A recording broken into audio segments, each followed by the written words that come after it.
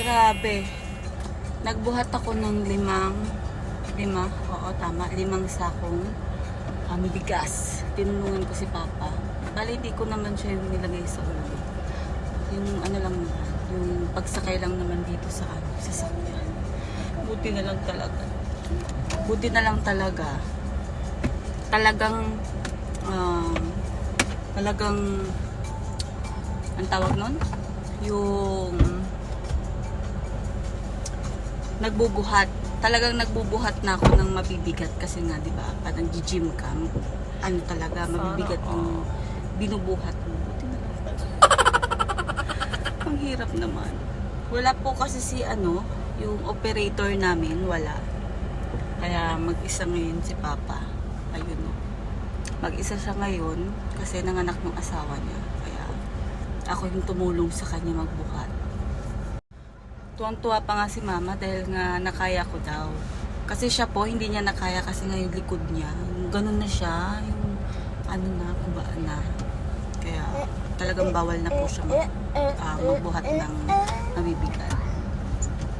Buti na lang, hindi kami inabutan ng ulan. Pero sumakit yung ulo ko.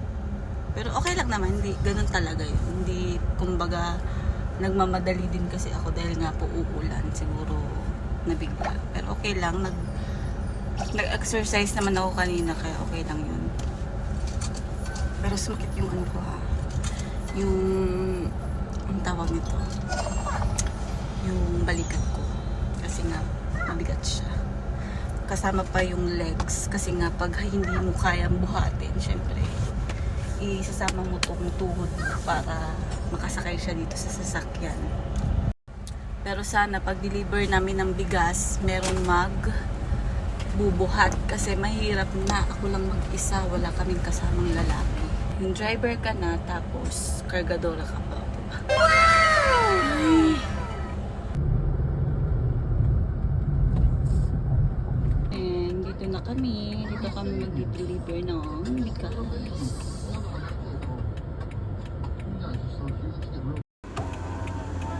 Dahil hindi ko na kaya magbuhat, sabi ko kay Mama, maghanap siya na pwede magbuhat dahil nga walang magbubuhat. Dapat hubin, bakong gurang. Hubin.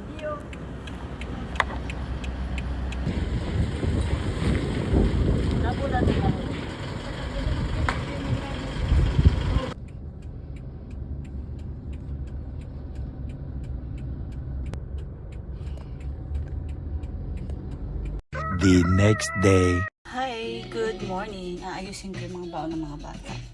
Ang ulam nila ngayon, yung egg tsaka okra. Yun yung ulam nila.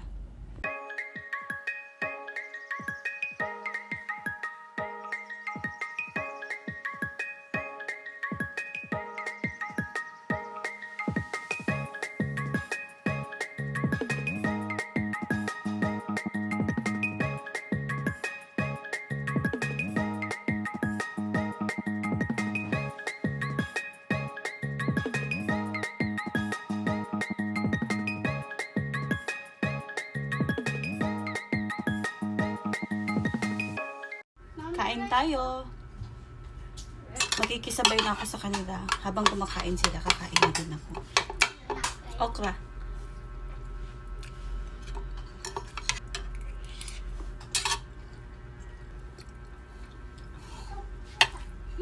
Nag-order ako ng adlay rice. Hindi ko naman naubos. Hanggang ngayon.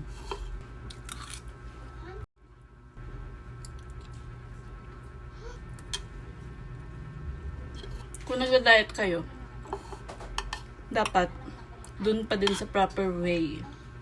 Para hindi naman kalalabasan niya mategi. Kasi pag hindi nyo dinaan sa proper way, kakasakit kayo. Kaya dapat kumakain pa din ng kanin. Sarap. Dapat yung kain ng nanay, kilos army. Yung, hindi pwedeng pabagal-bagal, di ba? Kasi hahabulin mo sila, dapat mauna ka matapos. Hapon yung school nila, pero may tutor sila ngayong umaga. Kaya, diretso na yun. Pagkatapos doon, punta na kami doon sa school. Kaya, diretso na. Hindi na kami uuwi. Kaya, pinapabaunan ko na sila ng lunch. Mabibigla nun si teacher niya, sabi niya, wow! May gulay kayo! Sa ano, bibili ako ng talong. Tapos, dapat laging may gulay. One eternity later.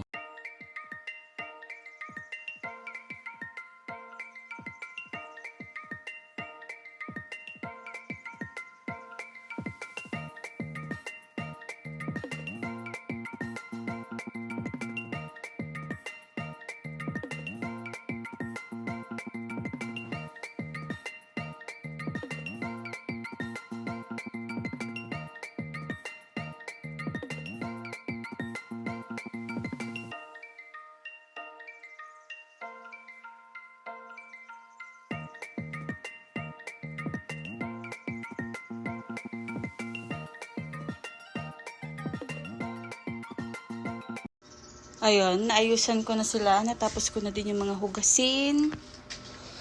Maliligo na ako. Sa pagkain, kung may kilos army, sa pagligo naman dapat kilos bibi. Dapat pag naligo ka, yung parang bibi lang. Yung isang ganun mo lang, tapos ka na. Ganon. So yun, tapos na ako maligo. Alis na kami. Ay, ako. Lina! Check yung mga saksak. Baka may mga saksak pa. Yala, sige na, labas na kayo. Ako naman, ito yung dadalahin ko. Ay. Oh, dalahin mo tong baon mo, Yumi. Baon mo. Wait lang.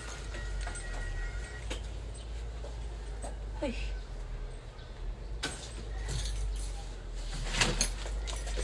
Ayan, ito yung mga dadalahin ko. Books. Bilis na. Na. Bilisan nyo na. Hintay tayo ng tricycle. Belen po kami, Belen. Ah, okay. Punta na doon. Pasok na.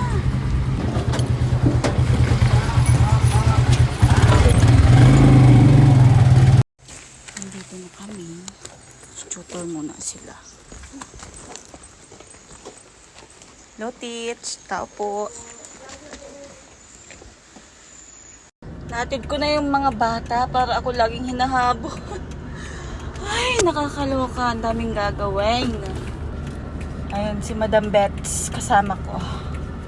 Natatain ako. Saan si Mama?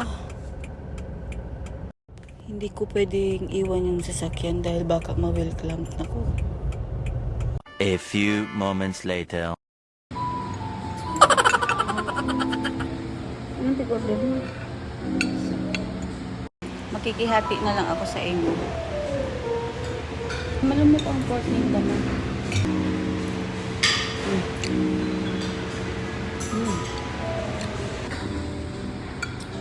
May nag-text na naman baga ganun. Ayun po, maalsong ba ganun? Maalsong.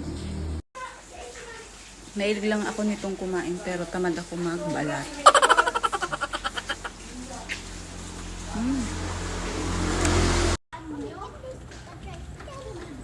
Opo, nag-tricycle tayo.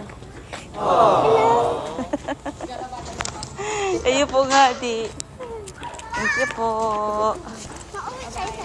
Hindi po. Nakarating na din kami. Pagkatapos lang nila magbihis, pupunta kami ng sentro kasi mag-grocery kami.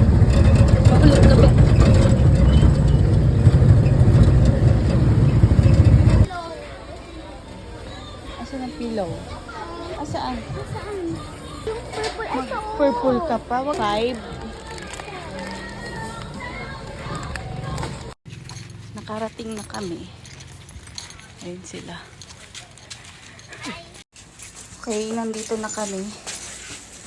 hanggang ngayon wala pa din si Ate Sophie. Gabi na. Ayan, nakapaghilamos na ako. Say hi! Hi po, matutulog pa Si Ate Sophie naglalaba. Ayan, kita. Naglalaba siya. Guys, lalagyan. Pinalaba ko ng uniform. So, meron ako ditong tawas. Effective daw po kasi ito para sa singaw. So, aayusin ko yung... Aayusin, gagamutin ko yung singaw ni Ilon. Kunin mo po yun. Basain mo muna yung... cotton buds. Okay, pinahugas ko na.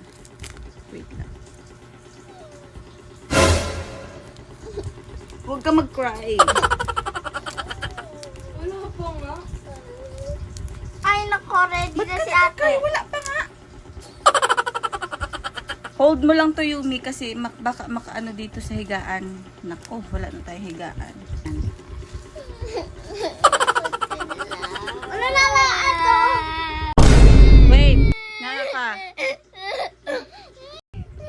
Yan, hawak ka ha. O, dandahan ha. Para bukas, wala na yan. Akin na. Akin na. Wag ka. Ganun ka, ganun. O, one. O, gaganon. Sophie, kaputi na. Yung ulo lang, yung ulo. O, hawak ka dyan sa ni mami. Sa legs. Okay.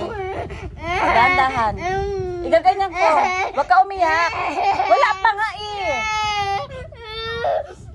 Ganyan. Umayos ka, Ilon. Para maalis na. Okay. Kaputan mo.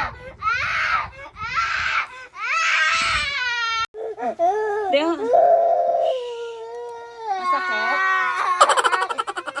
Masakit? Bukas wala na yun. Uminom ka na ng maraming water para hindi na masakit. Ayan na, namamaga. Bukas wala na to kasi magaling na yan bukas. Makakakain ka na.